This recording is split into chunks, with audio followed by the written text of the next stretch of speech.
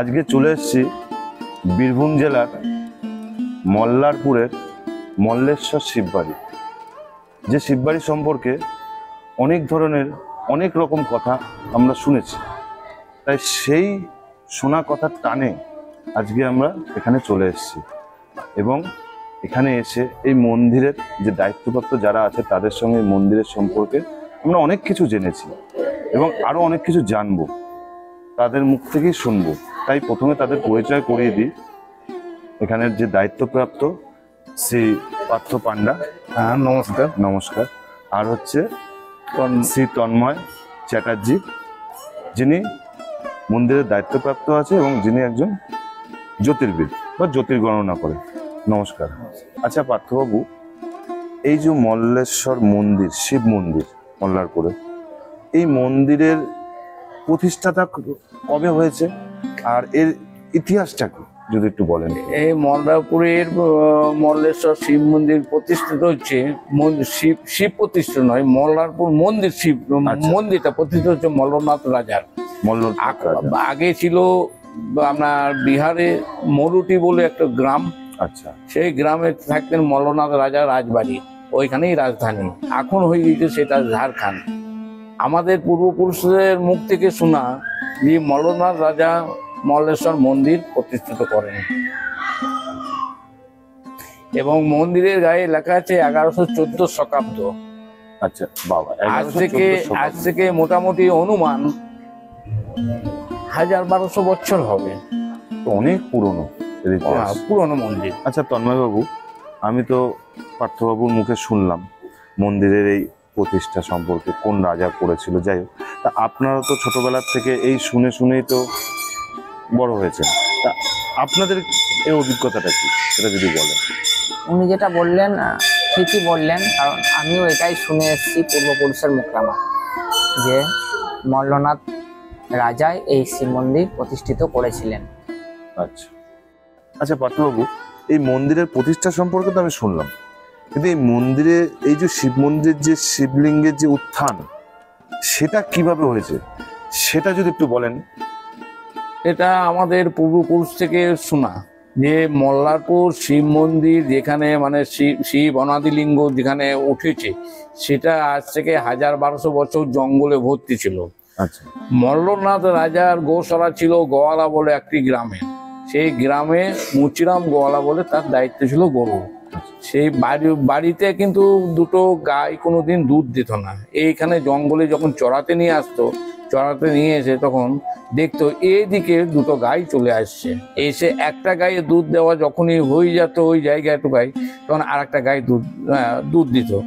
তখন দেখে যে মুচিরাম গোয়ালা একদিন দেখে যে দুটো গাই আমার কোথায় যাচ্ছে প্রত্যেকদিন। এই বলে একদিন উনি গাছে চেপে দেখে যে দুটো গাই আমার এইদিকে যাচ্ছে, মানে এই মন্দিরের দিকে, মন্দির দিকে। মানে যেখানে মন্দির, মানে তখন মন্দির ছিল না, তখন শিব ছিল, মানে শিব অনাদিলিঙ্গ শিব। আচ্ছা, অনাদিলিঙ্গ মানে? অনাদিলিঙ্গ মানে উনি পাতাল থেকে আপনা আপনি উঠেছেন। আচ্ছা। পাতাল থেকে যে শিব আপনা আপনি ওঠেন তাকে বলে অনাদিলিঙ্গ। আচ্ছা আচ্ছা। প্রতিষ্ঠিত শিব হচ্ছে সাইডে যেগুলো আছে সেগুলো হচ্ছে প্রতিষ্ঠা। আচ্ছা আচ্ছা। এবং ওনার কাছে দেখবেন গঙ্গা থাকবে, যেগুলো প্রতিষ্ঠিত শিব দেখবেন তার কাছে গঙ্গা থাকবে, জল কিন্তু কোনোদিন শুকাবে না, তাকে কিন্তু গঙ্গা বলে। আচ্ছা আচ্ছা। তারপরে কি হয়েছিল যখন উনি দেখলো ওই? তারপরে মুচিরাম গোয়ালা এসে যখন দেখে যে এখানে দুধ দিচ্ছে, একটা গায়ে সরে যাওয়ার পর আর একটা গায়ে দুধ দিচ্ছে, এসে দেখে এখানে কি আছে।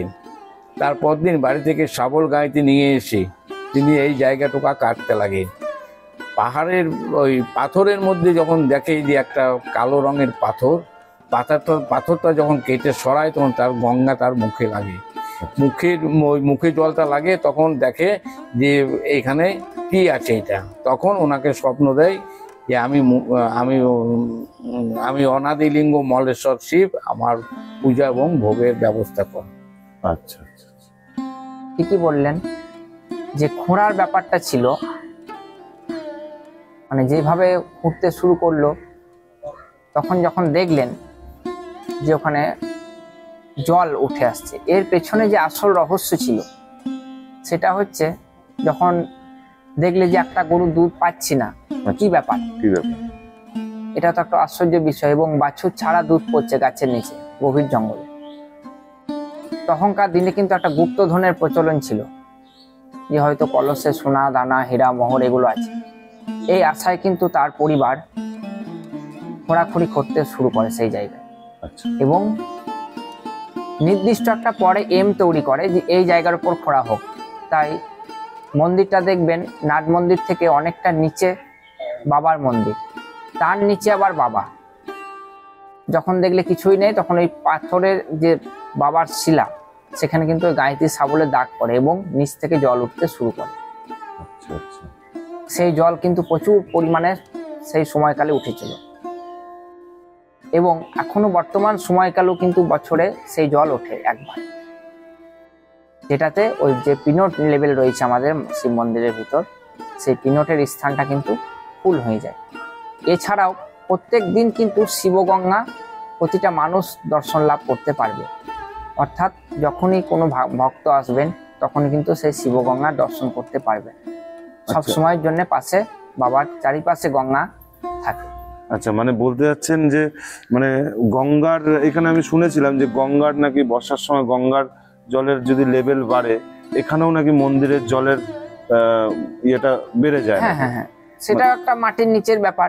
আচ্ছা আচ্ছা। হ্যাঁ, মাটিতে জলের পরিমাণ বেশি যখন হয়ে যাবে বর্ষার সময়কালীন, তখনও একটা জিনিস হয়, আচ্ছা, বেড়ে ওঠে। এছাড়াও কিন্তু এমনিতেও বছরে 1 থেকে 2 বার হয়তো খরার টাইম, কোনো জল নেই, সেই সময়কালেও কিন্তু এই জিনিসটা ঘটে থাকে।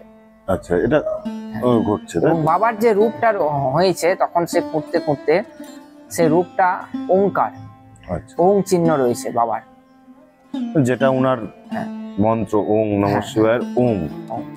আমি তাহলে আরো কিছু বলি যে এই মন্দিরে যখন শিব যখন দেখে, মুচিরাম গোয়ালা যখন শিব যখন দেখে যে এটা অনাদিলিঙ্গ শিব, আচ্ছা, তখন মুচিরাম গোয়ালাকে স্বপ্ন দেয় যে মুচিরাম, এখানে আমি অনাদিলিঙ্গ বাবা মল্লেশ্বর শিব, আমার ভোগের এবং পূজার ব্যবস্থা কর।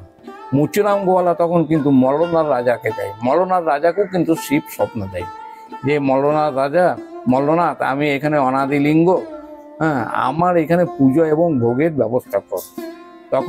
তখন থেকে যে এখানে পুজো, নিত্য ভোগ এবং পূজার ব্যবস্থা হয়।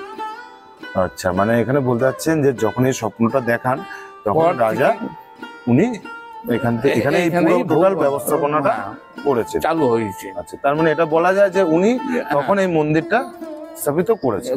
কিন্তু আনুমানিক বলা হচ্ছে, আপনি যেটা বলছেন যে 1114 মানে এটা আনুমানিক। হ্যাঁ, আমি নিজেও দেখলাম মন্দিরটা, আমি তো ঘুরলাম আপনাদের সাথে, সত্যি খুব সুন্দর লাগলো। যাই হোক, ঠিক আছে, আমি এইটুকুনি বুঝতে পারলাম মন্দির সম্পর্কে। এখানে যে আমি একটা সমাধি দেখলাম, এই সমাধির ইতিহাসটা কি? এই সমাধি হচ্ছে কৃষ্ণানন্দ আগম বাগেশের, উনি ছিলেন ব্রহ্মচারী। আচ্ছা, উনি যখন মানে কালী সাধক ছিলেন, কালী সাধক, তন্ত্র সাধক রামপ্রসাদ সেনের গুরুদেব, এনার নাম হচ্ছে কৃষ্ণানন্দ আগমবাসী, হ্যাঁ, আগমবাগী। ইনি হয়েছেন আগত হয়েছে পূর্বপুরুষের মুখ থেকে, কিন্তু শোনা হচ্ছে আপনার হিমালয় থেকে। আচ্ছা, আর এখনো একটা শোনা যায় যে মানে ওনার মানে হালি শহর থেকে আগত। ওইখানে আগত যেটুকু আমি জানি, কৃষ্ণানন্দ আগম বাগেশের মানে হালি শহর থেকে হচ্ছে কৃষ্ণ মানে তন্ত্র সাধক রামপ্রসাদ সেনের গুরুদেব ওখানে কিন্তু ওকে শিক্ষা দিত। আচ্ছা, শিক্ষা দিত। হ্যাঁ, শিক্ষা দিয়ে দীক্ষা দিত এবং শিক্ষা দিত। এই শিক্ষা এবং দীক্ষা দেওয়ার পর উনি বেরিয়ে যায়। বেরিয়ে এসে যখন দেখে কোথায় কোথায় কোথায় যাব, তখন দেখে এই নিবিড় জঙ্গলে উনি এখানে ধ্যানে মগ্ন হয়। আচ্ছা ধ্যানে মগ্ন হয়। ওনার তন্ত্র সাধক কিন্তু এখান থেকেই শুরু, এবং এইখানে ওনার নিজের জীবন্ত সমাধি। আচ্ছা আচ্ছা, জীবন্ত উনি নিজেই এখানে নিজেকে সমাধি নিয়েছে। সমাধি নিয়েছে মানে নিজে ধ্যান করতে করতে সমাধি নিয়েছে। আচ্ছা, ধ্যান করতে করতে সমাধি নিয়েছে। ধ্যান করতে করতে মানে কেউ কোনো মানুষ ওনাকে সমাধি দেয়নি, নিজের ইচ্ছাতে নিজের সমাধি নিয়েছে। আচ্ছা আচ্ছা, আসল বাড়ি কিন্তু এখন রিসেন্ট আমার জানা হয়েছে নবদ্বীপের কাছে একটা খানাকুল বলে গ্রাম আছে। ওই গ্রামের আশেপাশে কিন্তু বাউস্ত বাড়ি। আমি কিন্তু সঠিক জানি না, কিন্তু আমার এটা লোক মুখে শোনা, মানে এটা শুনেছেন আর কি? শুনেছি যে আপনি বলবেন যে কৃষ্ণানন্দ আসল বাড়ি, যে আপনি বললেন খানাকুল, কিন্তু এটা আমার শোনা কথা, খানাকুলের আশেপাশে। আচ্ছা, তাহলে এই যে সমাধি, তাহলে তো এই যে উনি যে জীবন্ত সমাধি রেখেছেন, তাহলে তো এখানে তো মানুষ এসে মনে হয় অনেক রকম অনেক কিছু পেয়েছেন, মানে অনেক কিছু মনে হয় করে গেছেন, মানুষই যেটা বলা হয়। হ্যাঁ, অনেক মানুষ অনেক রোগ থেকে মুক্তি পেয়েছে, অনেক ব্যাধি থেকে মুক্তি পেয়েছে, অনেক কিছু থেকে জ্বালা ঝঞ্ঝাট থেকে অনেক কিছু মুক্তি পেয়েছে। বাবাকে এবং সন্ন্যাসী বাবাকে, মাকে ধরে এবং মানত করে তারাও মুক্তি পেয়েছে। এবং আমাদেরই চোখের দেখতাম অনেকে রোগ ব্যাধি, সন্তান হয়েছিল না, তাদের সন্তান, সবকিছু হয়েছে। আচ্ছা আচ্ছা, আপনি তো কাকাবাবুর কাছ থেকে কিছুটা শুনলেন, আর আমি কিছুটা বলি ওনারই সম্পর্কে, শ্রীমৎ কৃষ্ণানন্দ আগমবাগীশের সম্পর্কে।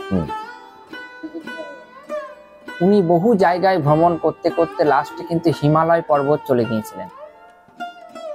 আগমবাগীশ যে সমাধি স্থানের পিছনে কিন্তু বোর্ডটা দেওয়া রয়েছে ওনার, প্রতিটা মানুষ এসে সে বোর্ড দেখতে পারবে।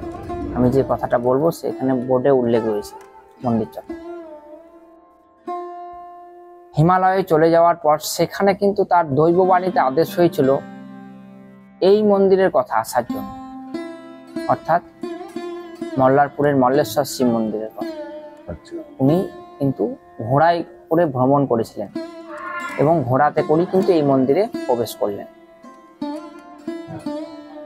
এবং সাধনা করতে শুরু করলেন এই মন্দিরে। বাবা মাকে তিনি দর্শন লাভ করলেন। তখন ইনি বললেন, আমার সাধনার সিদ্ধি লাভ যখন এই পবিত্র মাটিতে হইল, আমি এই স্থান ছেড়ে আর কোথাও যাব না।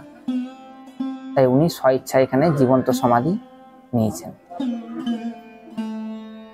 উনি সম্পূর্ণ কিন্তু শক্তির সাধনা করতেন, অর্থাৎ কালী ভক্ত ছিলেন। ওনার কিন্তু আর একটা ভাইও ছিল, সে কিন্তু তার এর বিপরীত আগমবাগীশ। উনি কৃষ্ণ ভক্ত। আচ্ছা আচ্ছা, উনি হচ্ছে মা ভক্ত, মা কালী ভক্ত। উনি হচ্ছেন কৃষ্ণানন্দ আগমবাগীশ হচ্ছেন সম্পূর্ণ শক্তির সাধনা করতেন। ওনার ভাই কিন্তু কালীর সাধনা করতেন। আচ্ছা, ওনার গৃহ ছাড়ার পেছনে কিন্তু এই বিশেষ কারণটা ছিল। তাহলে ঘটনাটা ছোট করে বলি। ওনার বাড়িটা তো শুনলেন নদিয়ায়। তা নদিয়াতে দেখবেন কলা চাষটা বেশি হয়। হ্যাঁ, এখনো পর্যন্ত কলা চাষটাই বেশি হয়। ওনার বাড়িতে কিন্তু কলা গাছ ছিল, মানে অনেকই ছিল। তা একটা গাছে একখান কলা ধরেছে। তা এই ভাই বলছে আমি কালীকে ভোগ দেবো, আর উনি বলছেন আমি কৃষ্ণকে ভোগ দেবো। ই বলছে না কালীই বড়, উনি বলছেন না কৃষ্ণই বড়। আচ্ছা, আমরা যেমন বিষয় সম্পত্তি নিয়ে ঝগড়া অশান্তি বিবাদ করছি, যার কোনো অস্তিত্ব নাই, যার কোনো মূল্য নাই, ওনারা কিন্তু ওই শক্তি এবং এক কথাই কৃষ্ণ কালী, ইনি বলছেন কৃষ্ণ বড়, উনি বলছেন কালী বড়, এই নিয়ে কিন্তু একটা মতের মেল হয় না ভাই ভাই। তা হঠাৎ কৃষ্ণানন্দ আগমবাগীশ দেখে যে গাছে কলা নেই। তখনকার দিনে কিন্তু একটা বাড়িতে এই কোনো সবজি হোক ফল হোক চুরি হতো, আনন্দ করে মানুষ পেটে নিয়ে চলে যেত, ওর বাড়ির খাবার ওর গাছের ফল আমি চুরি করে খাবো, এরকম একটা ব্যাপারই ছিল আগেকার দিনে, যেগুলো এখন আর নেই বর্তমান সময়ে। আর নেই বললেও ভুল হবে, হয়তো কিছু একটা আছে। তা কৃষ্ণানন্দ আগমবাগীশ হঠাৎ দেখেন যে গাছে তো কলা নেই। তখন তার ধারণা হলো তাহলে কেউ চুরি করে নিয়ে গিয়েছে। তারপরে তার মনে পড়লো তাই তো ভাই বলেছিল তাহলে কৃষ্ণকে আমি ভোগ দেবো এই কলা।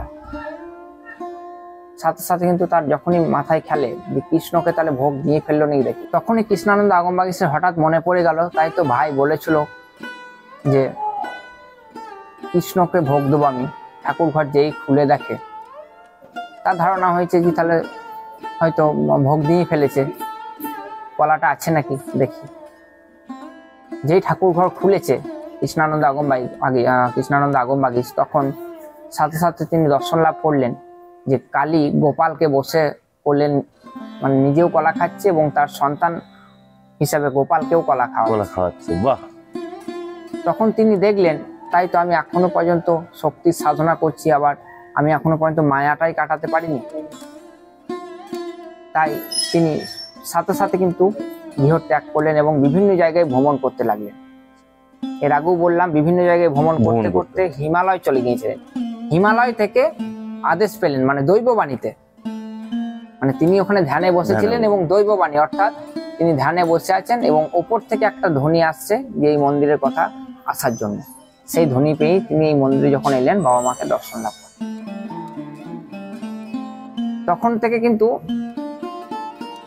এই মন্দিরে উনি থাকতে লাগলেন কিছুদিন। তারপরে কিন্তু সিদ্ধিলাভটা হয় এবং জীবনেও যে কটা দিন বেঁচে ছিলেন একটা বিরাট কাজ করে গিয়েছেন, যেটা হয়তো সবাই আমরা জানি এবং বলে থাকি যে কালী হলো দশমহাবিদ্যা, কালীর 10টি রূপ। আবার একটা প্রশ্ন মানুষের দিকে আমি এগিয়ে দিই, আমরা যদি আজকে মানুষকে প্রশ্ন করি যে যদি তো ডাক শুনে কেউ না আসে তবে একলা চলো রে, এই কথাটি কে বলেছিলেন? আশা করছি 100টা মানুষের মধ্যে 50% উত্তর দিতে পারবে। একদম। কিন্তু আমি যদি এই প্রশ্নটাও করি যে কালী হলো দশমহাবিদ্যা, কালীর 10টি রূপ, এই কথাটি কে বলেছিলেন, তাহলে আমি আশা করছি খুব কম ব্যক্তি পারবেন দিতে। একদম, আমি নিজেও জানি না, এটা আমি শুনেছি, আমিও মা বাবার কাছ থেকে শুনেছি, বড়দের কাছ থেকে। কে যে বলেছে সেটা আমিও জানি না। আজকে যদি আমি সেই জিনিসটা জানতে পারি তাহলে আমারও জানা হয়ে গেল। উনি যে কটা দিন জীবনে বেঁচেছিলেন একটু আগেও বললাম যে শক্তির সাধনা করেছেন। উনি কিন্তু সর্বপ্রথম সারা বিশ্বে মূর্তিরূপে যে কালী পূজা সেটা কিন্তু চালু করেছিলেন এবং কালীর দশমহাবিদ্যার কথায় কৃষ্ণানন্দ আগমবাগীশই বলে গিয়েছেন। তার প্রমাণ বা দলিল হিসেবে রয়েছে বৃহত্তন্ত্র সার, ওনার নিজের লেখা বই শ্রীমৎ কৃষ্ণানন্দ আগমবাগীশ। বৃহত্তন্ত্র সার রচনা করেছিলেন কৃষ্ণানন্দ আগমবাগীশ। উনি সর্বপ্রথম কালীর যে রূপ মূর্তি রূপে, এবার রূপটা উনি কিভাবে নিয়ে এলেন এটাও একটা জানার বিষয়। তখনকার দিনে কিন্তু পটে ঘটে এই সমস্ত পুজো হতো, মা কালীর কোনো রূপ ছিল না। উনি শক্তির সাধনা করতে করতে আমাদের যেমন মানুষের চাওয়া পাওয়া থাকে, টাকা পয়সা ধন দৌলত গাড়ি বাড়ি, ঈশ্বরের কাছে আমরা এগুলোই চাই, রাজকীয় ব্যাপারগুলো, যে ঈশ্বর আমার এই 2তলা অট্টালিকা করে দাও, এই আমাকে এইটা বানিয়ে দাও, ওইটা বানিয়ে দাও, এগুলো আমরা ঈশ্বরের কাছে চাই। কিন্তু কোনো সাধক কখনোই টাকা পয়সা চায় না, তার ইচ্ছা হচ্ছে ঈশ্বরের চরণ প্রাপ্তি। তিনি এই ধনটুকুই কামনা করেন, ঈশ্বরের চরণ লাভ।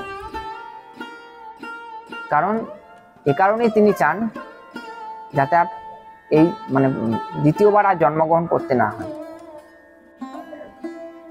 তাই উনি কিন্তু কালীর যে রূপ সেটা কিভাবে নিয়ে এলেন, উনি শক্তি সাধনা করতে করতে মায়ের কাছে জানান ঘটের মধ্যে যে মা তোর কি রূপ এটা আমায় দেখা, আর আমি কিছুই চাই না।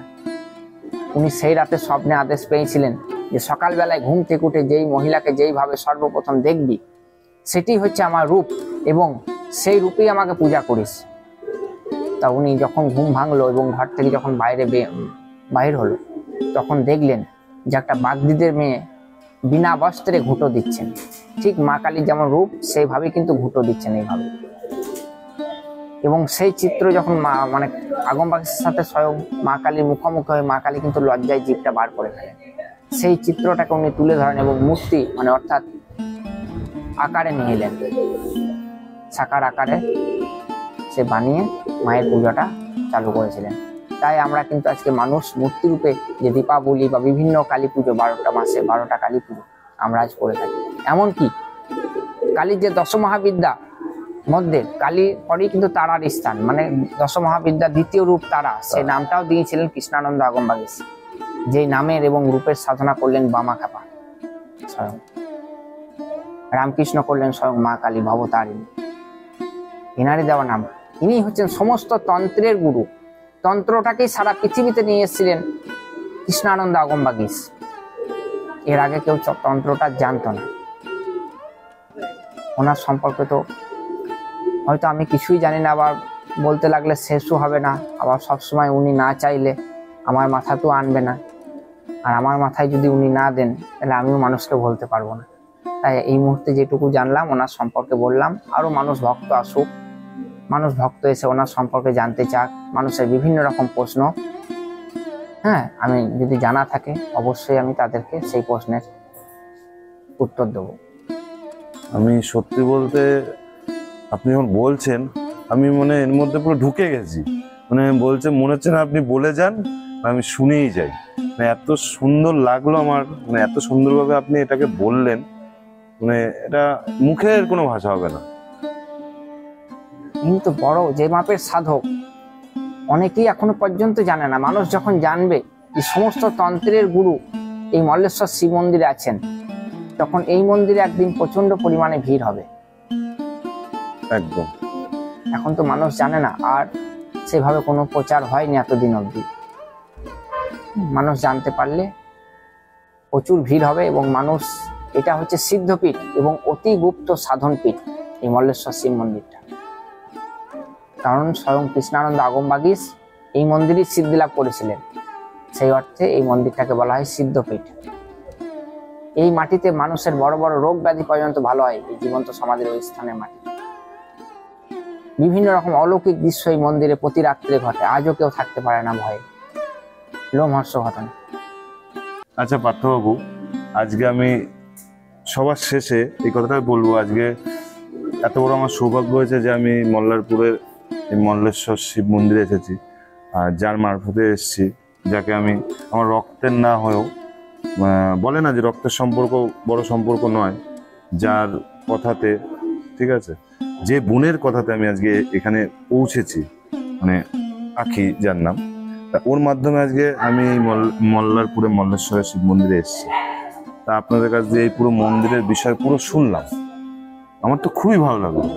এবার বিষয়টা হচ্ছে আপনারা যে ঘটনাগুলো আমার সাথে শেয়ার করলেন, শেয়ার করে আপনাদের কেমন লাগলো আমার সাথে, বা আমাদের এই টিমের এই কষ্ট, এই যে এত কষ্ট করে এই যে এই জিনিসটার আয়োজন করা আর এই জিনিসটা শেয়ার করেছেন, সেটা কেমন লাগলো আপনাদের? সেটা সত্যি কথাই বলতে গেলে কি, আপনি যে বহু কষ্ট করে এসছেন, যে এতটা সময় আমাদেরকে, মূল্যবান সময় আপনি দিলেন, সত্যিই আমাদেরকে ভালো লেগেছে, ভালো লেগেছে। এবং এই জিনিসটা যে আপনি করছেন তাতে যে প্রচার হওয়ার জন্যে এবং আরও মানে জনগণ জানুক এর জন্যে সত্যিই খুব ভালো লেগেছে। এবং আমি চাইবো যে আপনি মানে আরও কিছু কিছু জায়গায় গিয়ে এরকম অনেক কিছু জিনিসের প্রচার করার, এবং মল্লারপুরে যে শিব মন্দিরের কাহিনী শুনলেন, আরও এরকম মন্দিরে আরও কাহিনী আছে। আপনি নেক্সট যখন আসবেন তখন কিন্তু আপনাকে আমি আরও জানাবো। অবশ্যই অবশ্যই অবশ্যই। আচ্ছা বন্ধুরা, এখানে আমি আর একটু বলবো, আপনারা তো তারাপীঠে সবাই আসেন, যদি পারেন একটু সময় করে, টাকার কথা চিন্তা না করে, ভক্তির কথা চিন্তা করে, একটুখানির জন্য সময় করে মল্লারপুরে মল্লেশ্বরের শিব মন্দিরে এসে ঘুরে যান, দেখবেন একটা আলাদা অনুভূতি হবে। আসুন, ঘুরে যান, দেখে যান এই মন্দিরের ইতিহাস, জেনে যান এই ইতিহাস, দেখবেন খুবই ভালো লাগবে। আচ্ছা বন্ধুরা, কেমন লাগলো আজকের পডকাস্টটা অবশ্যই জানাবেন, আর ভালো লাগলে অবশ্যই পডকাস্টটা লাইক শেয়ার অবশ্যই করবেন, আর কমেন্টস করতে কিন্তু ভুলবেন না। আর হ্যাঁ, অবশ্যই চ্যানেলটাকে সাবস্ক্রাইব করবেন। আর হ্যাঁ, যদি এই মন্দিরে যদি কোনোভাবে কোনো রকম পুজো অর্চনা বা এই মন্দির সম্পর্কে কোনো রকম ইন্টারেস্ট আপনাদের এই ভিডিও দেখে চলে আসে, তাহলে অবশ্যই যোগাযোগ করবেন আমার এই বোন আখি মুখার্জি এবং তার মামা শ্রীযুক্ত পার্থ পান্ডা। তাদের নাম্বার আমি আমার কমেন্ট বক্সে এবং ডিসপ্লেতেও দিয়ে দেবো, অবশ্যই তাদের সঙ্গে যোগাযোগ করবেন। আর হ্যাঁ, ভালো লাগলে আমাদের এইভাবে সাপোর্ট করে যাবেন। আর আরেকটা কথা, সেটা হচ্ছে আমাদের একটি ফেসবুক চ্যানেল আছে ব্যাকচ্যাট উইথ কৌশিক, অবশ্যই সেটাতে ফলো করতে ভুলবেন না। তাহলে আজ এই পর্যন্ত, আসবো কোনো আরও সুন্দর কোনো পডকাস্ট নিয়ে। সঙ্গে থাকুন, সাথে থাকুন, পাশে থাকুন।